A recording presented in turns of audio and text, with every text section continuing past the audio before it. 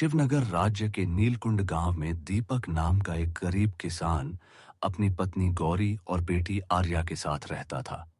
दीपक दिन रात खेतों में मेहनत करता, लेकिन उसकी फसल कभी अच्छी नहीं होती। वह अक्सर किस्मत को कोसता रहता।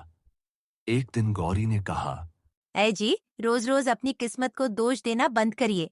मेहनत करने वालों की किस्मत देर से ही सही, लेकिन जरूर चमकती है। दीपक उदास होकर बोला, हमारी आर्या अब विवाह योग्य हो गई है। क्या तुमने सोचा है कि ऐसे हालात में उसका विवाह कैसे होगा? गौरी ने ढांढस बंधाया। ईश्वर सब ठीक करेगा, बस तुम अपना कर्म मत छोड़ो। अगले दिन दीपक खेत में हल चला रहा था। तभी बेलापुर गांव का ठाकुर वीरेंद्र आया। वह मुस्कुराया और बोला, दीपक, तुम्हारी बेटी सुंदर है।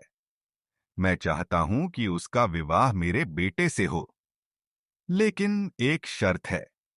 मुझे दहेज में तुम्हारी सारी जमीन चाहिए। दीपक चौंका गया। ठाकुर साहब, अगर मैं जमीन दे दूं तो जीऊंगा कैसे? ठाकुर हंसते हुए बोला, कुछ पाने के लिए कुछ खोना पड़ता है। और चला गया। शाम को दीपक ने यह बात गांव के मुखिया भोलानाथ को बताई। भोलानाथ बोले, ठाकुर वीरेंद्र बहुत चालाक है। वह पहले भी 3-4 किसानों से ऐसे ही जमीनें हड़प चुका है। सतर्क रहो। उदास दीपक एक पुराने पीपल के पेड़ के नीचे जा बैठा। तभी वहां एक रहस्यमय साधु प्रकट हुआ और बोला, निक, जो इंसान अपनी किस्मत बदलना चाहता है उसे पहले खुद को बदलना पड़ता है। साधु ने हाथ घुमाया और रंग बिरंगी रोशनी के साथ एक सुंदर जादुई मैना प्रकट हुई। यह पक्षी तुम्हारी 3 इच्छाएं पूरी करेगी। साधु बोला, लेकिन जो चीज तुम्हारी किस्मत में नहीं, वो मिलने के बाद भी सुख नहीं देगी। दीपक पक्षी को घर ले आया। गौरी और आर्या उसे देखकर चकित रह गए। पिताजी, आप पहली इच्छा यह मांगे कि इस साल आपकी फसल पूरे गांव में सबसे अच्छी हो। मैना बोली, ठीक है, लेकिन मेहनत पूरी करनी होगी। दीपक ने जी जान लगाकर मेहनत की। कुछ ही महीनों में उसकी फसल सच में गांव की सबसे बढ़िया निकली। लेकिन रात भर बारिश हुई। केवल उसके खेतों में ओले पड़े और फसल बर्बाद हो गई। मुखिया ने कहा, शायद तुम्हारी किस्मत में यह फसल नहीं थी। दीपक टूट गया। मैना फिर आई। अब दूसरी इच्छा बताओ। दीपक बोला, मैं राजा से मदद मांगना चाहता हूं। 25,000 स्वर्ण मुद्राएं। अगले दिन वह शिवनगर के महल में राजा आदित्य सेन के सामने खड़ा था। राजा को उसकी हालत देखकर दया आ गई और उसने मंत्री से कहकर स्वर्ण मुद्राएं दिलवा दी। दीपक खुशी खुशी घर लौटने लगा, लेकिन रास्ते में डाकू कालिया ने उसे लूट लिया। सारी मुद्राएं चली गईं। दीपक रोता हुआ घर लौटा। अब तो सब खत्म हो गया। गौरी बोली, आपकी एक आखिरी इच्छा बाकी है। दीपक बोला, मैं चाहता हूं कि ठाकुर वीरेंद्र बिना दहेज के मेरी बेटी का विवाह अपने बेटे से कर दे।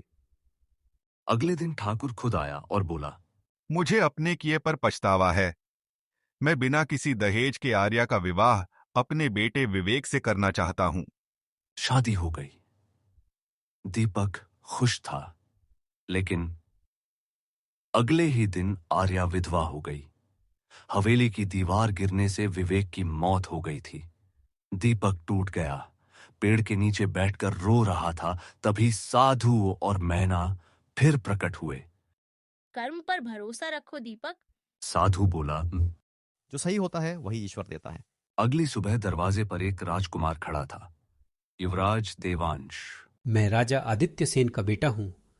कुछ दिनों पहले आर्या को देखा था, उससे प्रेम हो गया।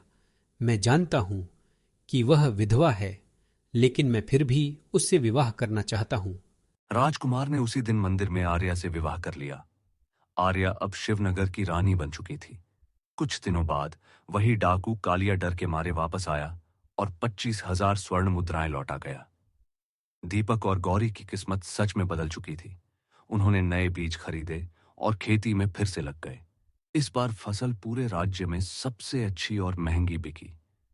एक दिन वही साधु फिर आया और मुस्कुरा कर बोला, जब समय सही हो तब किस्मत के सितारे खुद चमकते हैं। दीपक अब जान चुका था, सही समय पर सही कर्म करने वालों की किस्मत जरूर बदलती है।